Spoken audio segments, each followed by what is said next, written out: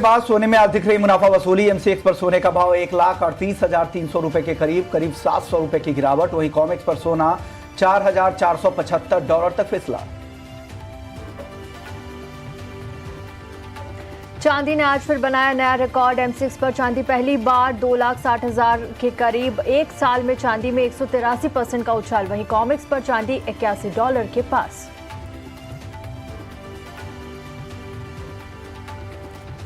कच्चे तेल पर दबाव। ब्रेंट क्रूड का भाव $60 तक फिसला। WTI क्रूड का भाव $56 के पास। आज भी दोनों में 1% तक की दिख रही है गिरावट।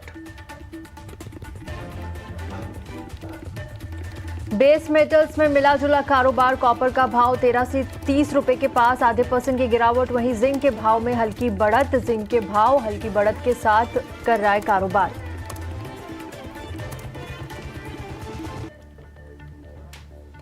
मसालों की कीमतों पर दबाव। जीरे में %0.5% से ज्यादा की गिरावट। तो वहीं सीमित दायरे में धनिया का भाव। हल्दी में ऊपरी स्तरों पर अब दिख रही है मुनाफा वसूली।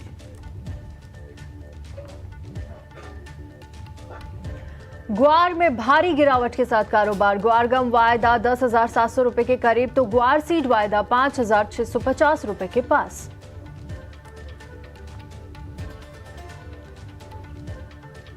और बजट की तारीखों पर आज हो सकता है फैसला। बजट सत्र को लेकर कैबिनेट की अहम बैठक शुरू।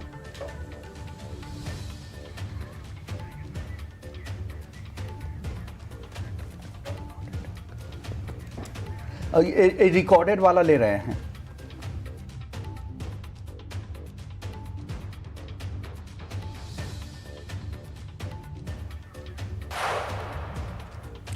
नमस्कार, स्वागत जी दिख रही है। उसके बाद से लगातार अब ये सवाल उठ रहे हैं, क्या ये रैली कब तक चलेगी, क्यों इतनी तेजी दिख रही है और आगे क्या कुछ इस मार्केट में हो सकता है। So thank you so much Mr. D. Rianjo, because silver is witnessing a strong rally driven by a combination of different factors. What impact US attack on Venezuela have on silver markets? What's your assessment on this development, Mr. D. Rianjo? Well, Venezuela is not even a top 20 silver producing country. All right. So there's not a lot of silver there. There are other minerals. And my suspicion is Venezuela may be in the top 30, maybe 40 with respect to silver mining countries. But according to our World Silver Survey, they're not even a top 20. Now, a lot is uncertain right now about what what ultimately will play out in Venezuela. Does the United States go in with its domestic oil companies and extract oil? Could that cause disruptions in the metals market down the road? Potentially, yes. Yeah, it's true that Venezuela is not a major miner, but given Venezuela's geographical location, do you see any supply side risk emerging from this situation? Yeah, we're facing severe supply side issues right now, even before Venezuela even happened. I mean, we're only looking at a very flat rate of silver production from mines this year, or last year, I should say, in 2025. And, we have increased demand. So we have a structural market deficit. So yes, this could add added pressure to the supply side of the equation. One more thing, world's two largest economies, US and China, they both are holding the silver, and similar trend visible elsewhere as well. What could be the major impact on silver market because of this Chinese and US issues? Right, and that's a great question. Look, on January 1, China initiated export controls on silver leaving the country. We haven't seen an impact yet with respect to the market. It is tighter, all right? The free floatability of silver at the LBMA is not critical, but it's getting interesting. Let's put it that way. They have roughly 700 million ounces of silver, of which 75% is dedicated to exchange traded products. So as this float dwindles, it could be stressful on the market. Okay, so I wanted to know, because discussion around silver's industrial demand is very high. It has been intensified in last few years. Do you think is there any real demand from industry that has rapidly grown up in last few quarters? What's your assessment? What's your data that suggests for silver industrial demand, sir? Well, the fact of the matter is silver is trading as it should, okay? It's both a precious metal and as an industrial metal. And many investors look at the duality of that complex with silver. So on the industrial side, we continue to see larger solar installations increasing across the world. We're seeing silver used, of course, in those applications. We're seeing the drive for EV market and the infrastructure that supports it moving fast through Europe and China, and to a certain degree in the United States. But quite frankly, you got to look at some of these new technologies, data centers, which are use chips to power AI. I mean, they've grown by over 5,000% in just the last few years. Okay, there are many sectors that's forcing the demand and helping the silver to intensify this rally. So what could be the key driver for silver in 2026? And which segment is likely to lead the rally, sir? Well, we haven't put out our forecast for 2026 yet, but just off the top of my head, demand will remain strong, especially investment demand. We had more silver going into ETPs through the end of July last year than all of 2024. And that is continuing today. I mean, the silver price is being propped up by investors who are looking to make a play against a weaker US dollar in favor of lower interest rates, these geopolitical issues across the world, and of course, the trade supply issue with respect to potential tariffs in the United States on silver, as it was just placed on the critical minerals list last November. Definitely, these two economies are helping the silver. Can the strong rally that we saw in 2025, because 180% strong gain we saw in silver prices, that rally could continue in 2026 as well? Yeah, I think you're asking if this phenomena can continue into 2026. And if that's what you're asking, well, it already has, all right? The silver price is at record highs even as we speak today. So look nothing has fallen off the platform of silver just because the calendar changed. The fundamentals remain strong. We're in a structural market deficit. We projected anywhere between 95 and 100 million ounces in 2025. We'll see what that number ended up to be. But when you look at the last 5 years of that structural market deficit and you add it all up, you get to about 850, 860 million ounces, which is relatively equal to 1 year's of mine supply.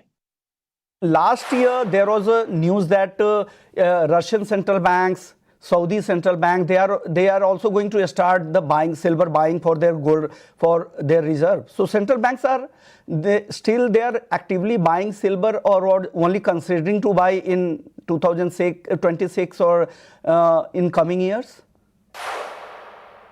Not that I'm aware of. And the Russian issue was issued in a press release near the end of 2024.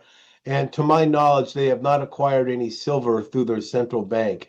The Saudi Arabia issue is different in that they are investing into what's known as PSLV, which is the Sprott ETP. It has access to silver. It's backed by silver, but they're not acquiring actual silver bullion. And I don't know of any other banks, central banks, that are looking to put silver on their balance sheet, but we'd be welcome if they did. Okay, thank you so much. It's always good to have you for our show, sir. Thank you so much once again, and Happy New Year to you and your team and your family. Thank you so much, sir. तो ये थे silver institute के president Michael D रियांजो, जिनसे आपने सुना silver के market की inside story क्या चल रहा है। तो इन्होंने कहा कि सिल्वर का जो मार्केट है वो लगातार डेफिसिट में है, स्ट्रक्चरल डेफिसिट है, और सेंट्रल बैंकों की बाइंग को लेकर उन्होंने यही कहा कि अभी तक इस तरह की बाइंग की कोई रिपोर्ट उनके पास अभी नहीं है। हालांकि कंसिडरेशन स्थिति में ज़रूर है, और सऊदी और रूस के सेंट्रल बैंक से इस तरह की खबर आ रही थी। हमारे साथ दो और मेहमान हैं, उनसे समझते हैं चांदी की स्टोरी क्या है। नवनीत दमानी है मोतीलाल ओसवाल फाइनेंशियल सर्विसेज से, और दिनेश सोमानी है, फाउंडर है प्रो इंटेलीट्रेड सर्विसेज से। नवनीत जी, आप लोगों की भी रिपोर्ट आ चुकी है 2026 की, आपने शेयर भी किया था। बताइए सर, चांदी को लेकर वो रिपोर्ट क्या कह रही है, क्या कुछ हो सकता है चांदी में आगे सर?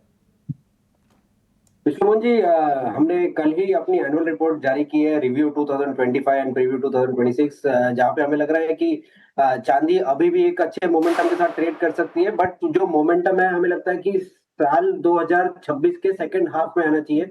अभी जो हम देख रहे हैं वो थोड़ा सा एक्सूबरेंस, थोड़ा सा कैरिड अवे वाला जोन है, और हम यहाँ पे थोड़ा सा कॉशियस स्टांस अपना रहे हैं। बिकॉज जिस तरह से हम 8 से 10,000 पॉइंट का मोमेंटम देख रहे हैं एवरी ऑल्टरनेट डे चांदी में, ये रिटेल निवेशकों के इन्वेस्टमेंट के लिए अब नहीं रहा है। एंड जो बल्क बाइंग करके या जो स्टैगर्ड वे में बाइंग करना चाहता है उसके लिए एक बेहतर विकल्प है। ओवरऑल चांदी की सिचुएशन पिछले साल से बेहतर हुई है, बट धीरे धीरे हमें देखने लगेगा कि ऑल्टरनेटिव्स की तरफ मार्केट मूव करने लगेगा, बिकॉज प्राइसेस करीब करीब 200% 2 साल में बढ़ गए हैं।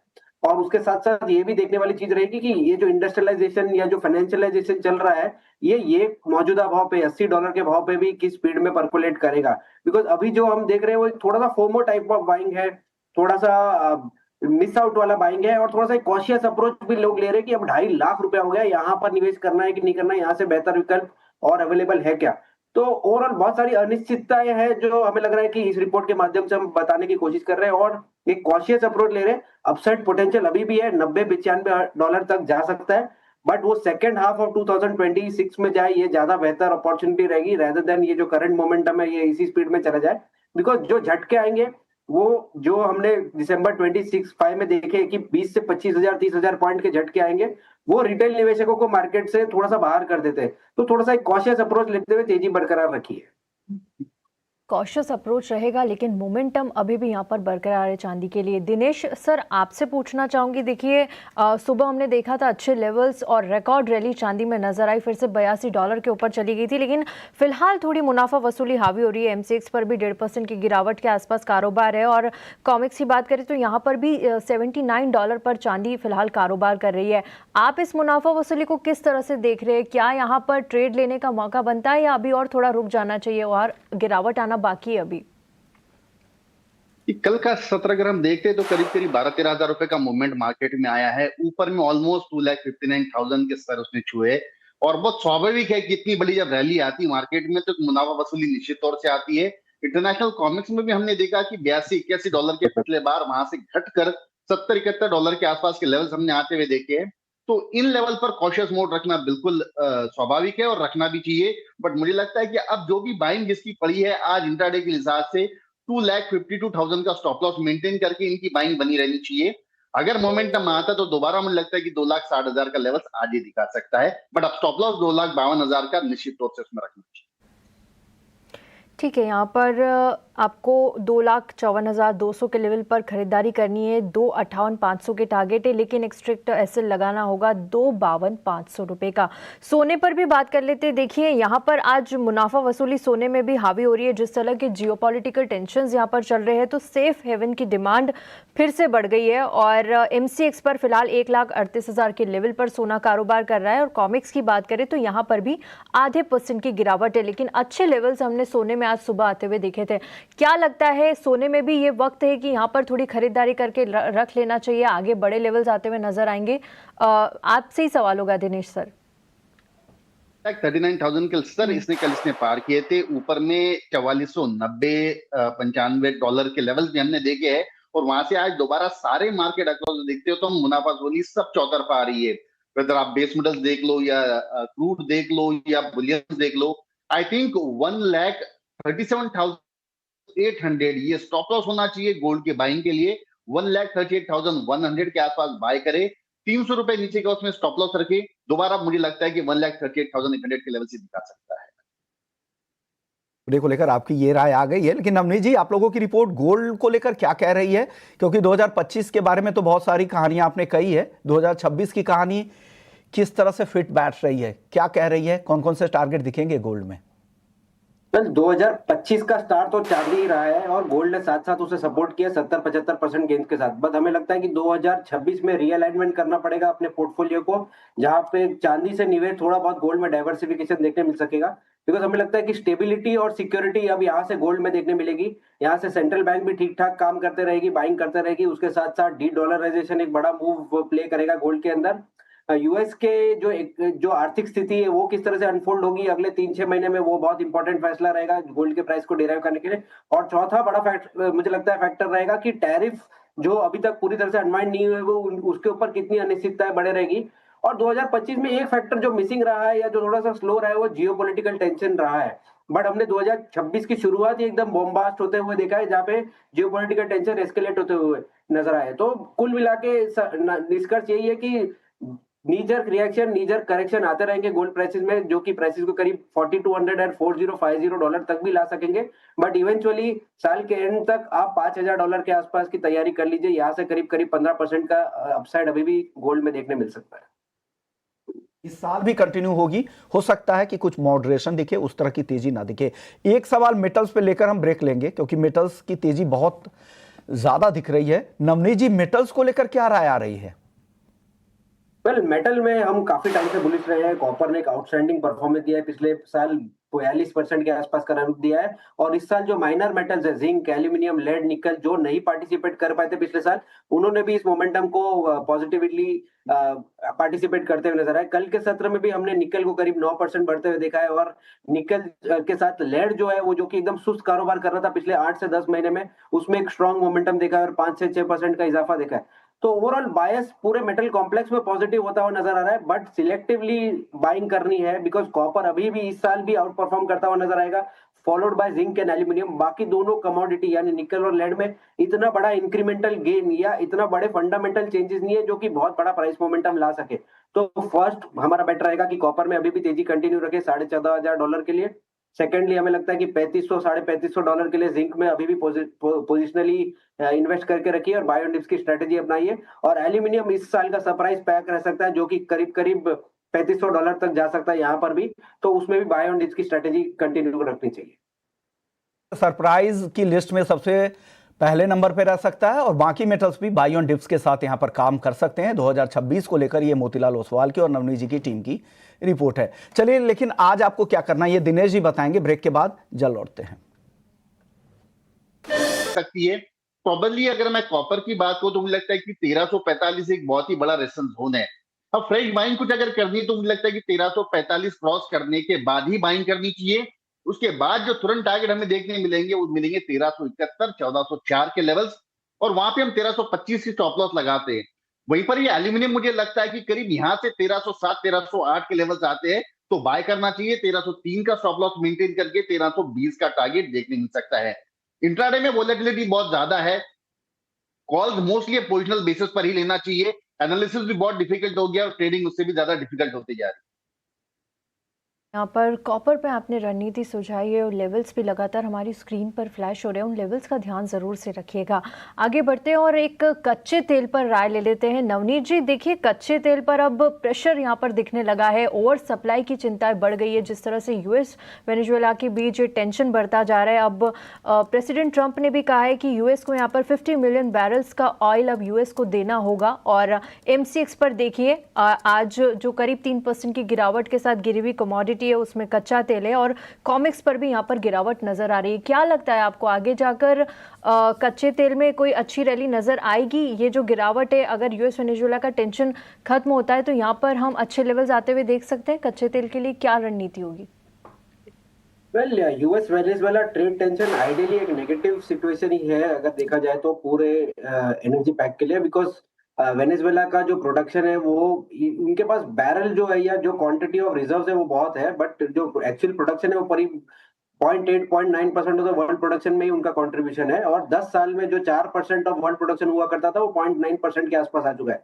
तो अगर यूएस कहीं पे इंटरमीडिएट करता है और प्रोडक्शन को बढ़ाने में मदद करता है और वर्ल्ड प्रोडक्शन वापस 2 से 3% या 4% तक भी उनका कंट्रीब्यूशन चले जाता है, तो वो एक नेगेटिव सेंटीमेंट ही होगा मार्केट के लिए, जिसकी वजह से हमने कल के सत्र में भी छोटी मोटी पॉजिटिविटी के बाद वापस एक सेशन में दबाव आते हुए देख रहे हैं प्राइसेस को।